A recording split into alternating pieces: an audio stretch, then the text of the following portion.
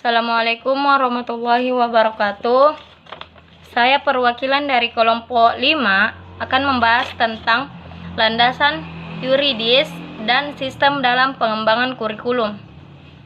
Di mana menurut S. Wojowasito 1971, landasan itu diartikan sebagai alas, fondasi, dasar, pedoman, ataupun sumber. Landasan yuridis adalah landasan hukum atau landasan undang-undang yang dijadikan tempat berpijak atau dasar dari pengembangan kurikulum tersebut. Oleh karena itu, ketika kita berbicara tentang landasan hukum, maka kita berbicara tentang undang-undangnya yang dijadikan acuan pokok untuk pengembangan kurikulum tersebut.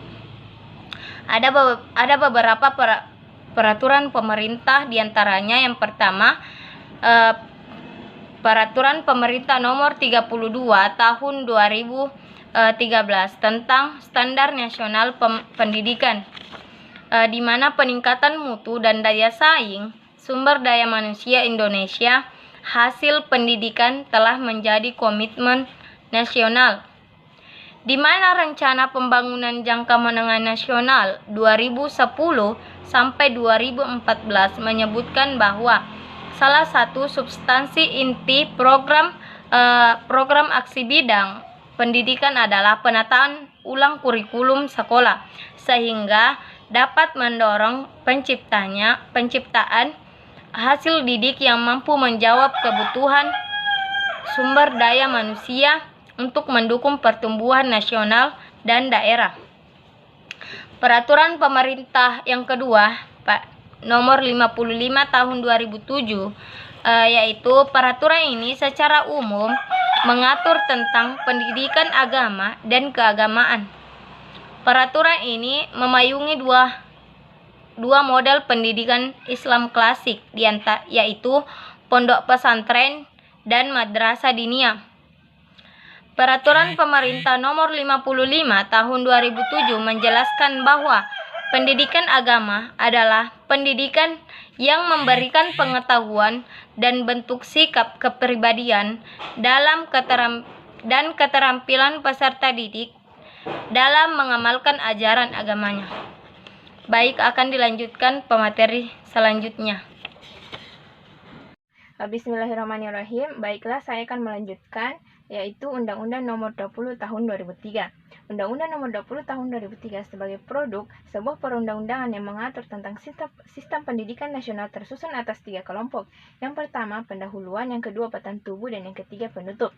Pada bagian pendahuluan daripada Undang-Undang Nomor 20 Tahun 2003 ini memuat konsideran berupa definisi-definisi mengenai makna-makna kata-kata yang terdapat dalam Undang-Undang Nomor 20 Tahun 2003 ini. Ditetapkan berdasarkan berbagai aspek pertimbangan, antara lain yaitu pembukaan Undang-Undang Negara Republik Indonesia 1945 yang mengamanatkan pemerintah negara Indonesia berperan dalam mencerdaskan kehidupan bangsa. Dan yang kedua, batang tubuh. Bagian batang tubuh dibagi berdasarkan bidang garapan administrasi.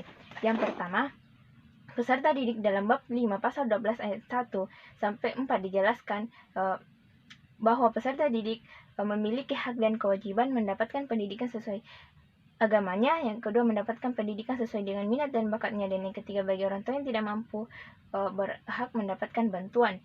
Yang kedua, pendidik dan tenaga kependidikan dalam bab 11 pasal 39 sampai pasal 44 dijelaskan bahwa tugas pendidik adalah melaksanakan pembelajaran dan tugas tenaga kependidikan yaitu melaksanakan kegiatan administrasi.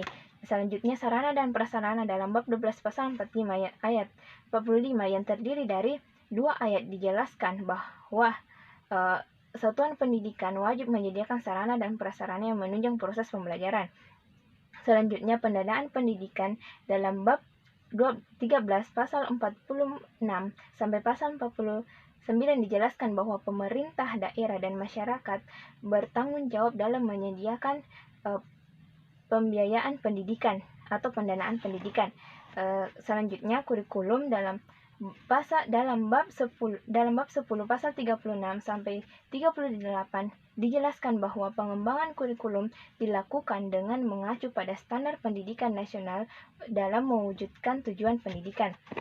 Yang terakhir yaitu hubungan sekolah dan masyarakat.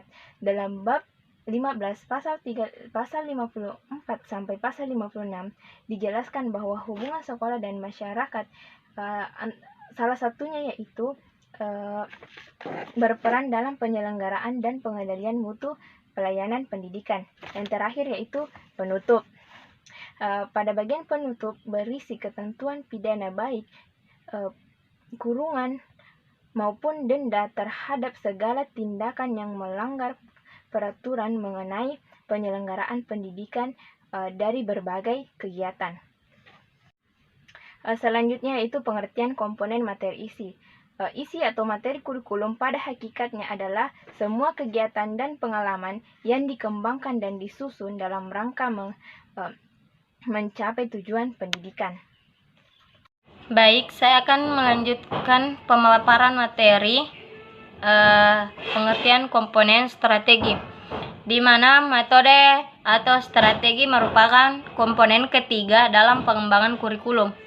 Komponen ini merupakan komponen yang memiliki peran sangat penting sebab berhubungan dengan implementasi kurikulum. Strategi merujuk pada pendekatan dan metode serta peralatan mengajar yang digunakan dalam pengajaran. Tetapi pada hakikatnya, strategi pengajaran tidak hanya terbatas pada hal itu saja. Pembicaraan strategi pengajaran tergambar dari cara yang ditempuh dalam melaksanakan pengajaran, mengadakan penilaian, pelaksanaan bimbingan, dan mengatur kegiatan, baik yang secara umum maupun yang bersifat khusus dalam pengajaran. Upaya untuk mengimplementasikan rencana yang sudah disusun dalam kegiatan nyata agar tujuannya yang telah disusun secara optimal. Baik, akan dilanjutkan materi selanjutnya oleh teman saya. Dan yang terakhir yaitu pengertian komponen evaluasi.